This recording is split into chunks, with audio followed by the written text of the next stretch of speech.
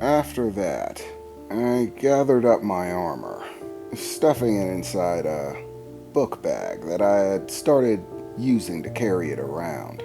The armor fit fairly snugly inside. Most people would probably notice how heavy it was if they picked it up. Luckily enough, I didn't really let people pick it up.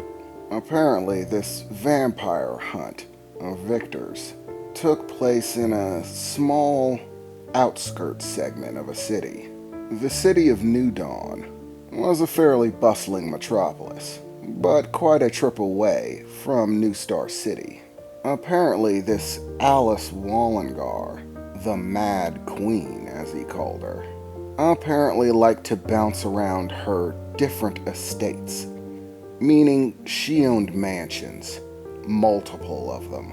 Apparently, she owned them all over the world. Apparently, as well as being powerful as an individual, she also had a great deal of financial backing as well.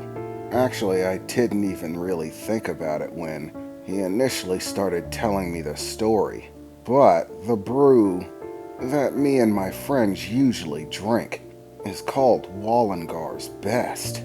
That's hers. Apparently, her family has owned that brewing company for several hundred years. I've been drinking beer from a vampire family, or at least a family with a vampire in it. The questionable thing about it is that the beer is actually great. One of the premier beers in the entire world. There's basically nowhere that doesn't sell it. Regardless, we were gonna have to take a road trip for this one. But luckily enough, that meant I get to ride in that sweet-ass car. Oh, I love that car. I was half tempted to spend some of my money buying one. Not the same model, of course, but something in the classic muscle category. Ooh, I want one. It's still, actually, very tempting. At this point, I could afford it. But it would seriously cut into my money supply. And with the amount I eat, I'm not sure if that's a good idea. After packing up and throwing my bag with my suit in it in the back seat, we were on the road to New Dawn City in hopes of cornering this vampire. As we got on the road and started leaving New Star City, Victor looked over to me. "Okay," he said, reaching in, grabbing another cigarette from his pack and lighting it up casually. "Before we get there, we're gonna need to have some discussion. First and foremost, you're gonna need to know that most of the crap you've heard about vampires is a complete load. You're not gonna be able to hold a cross up to one and them flee in terror. Silver water doesn't work, holy water doesn't work. A stake through the heart is bullshit. Basically, everything you've heard is just garbage. Don't take those movies into account, buddy. They will get you killed. The only truly effective means of killing a vampire, well, it's taken off their head. Literally. Other than that, they will just keep coming.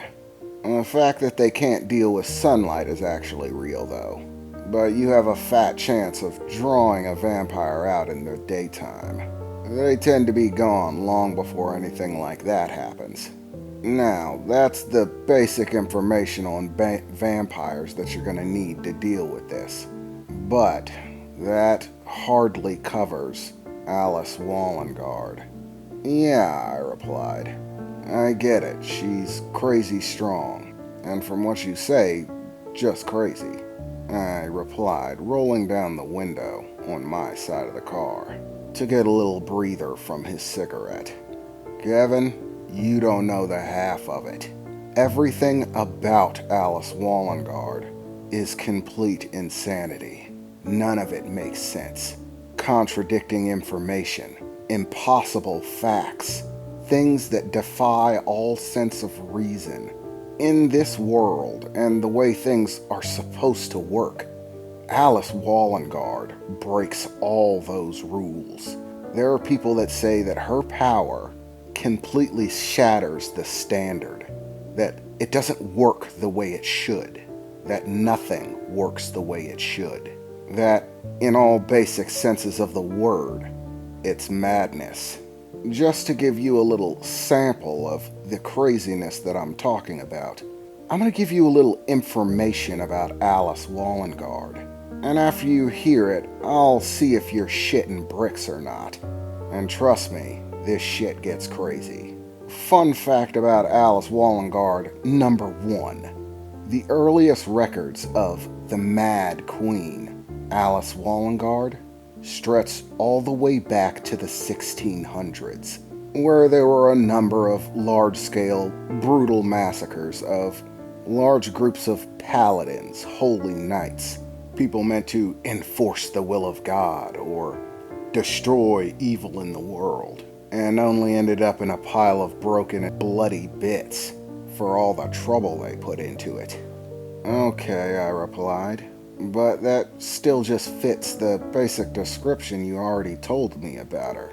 She's hundreds of years old, she's a vampire, she kills people. That all basically fills the description. While murdering people is bad and evil, I still don't see what's crazy about it other than the fact that, she's a killer. I'll tell you what's fucking crazy about it, Victor replied.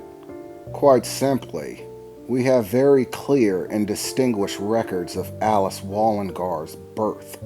Alice Wallengard was born in England in the year 1896 to the prestigious Wallengard family, the ones that produced the beer that everyone loves so much. Born with a silver spoon in her mouth, of course. Here's the problem, kid. The dates. The dates are the freaking problem. It's clear by all scientific measure that Alice Wallengard was born in the 1800s. The late 1800s, mind you, but the 1800s nonetheless. And yet, there are clear records of her in the 16th century, hundreds of years before her actual birth. Do you see the problem with that? And not only that, but all the records indicate that she was a vampire all the way back then. How the fuck do you explain that one? You can go ahead and take a shot at it if you want, but I've troubled my brain over it enough. Are you serious? I replied, looking over to him, smoking his cigarette, tapping his fingers on the wheel as he drove nervously. Yeah, and that doesn't even cover it. Doesn't even begin to.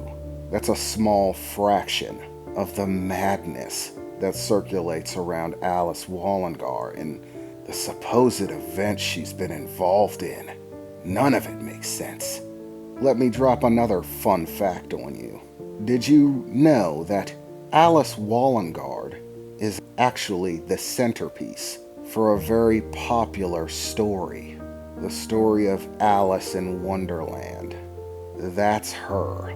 That's Alice Wallengard that story is based off of. You're freaking shitting me, right?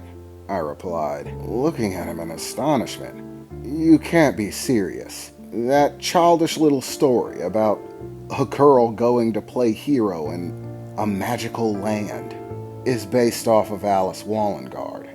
Yeah, I'm absolutely freaking serious.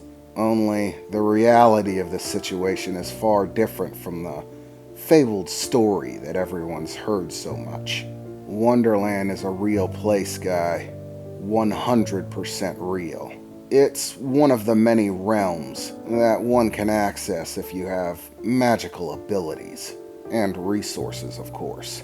However, there is only one person who has ever been to Wonderland and lived to tell about it, at least in any length of measure. In all of recorded history, so long as everybody actually knows, only one person besides Alice Wallengard has actually come back from Wonderland.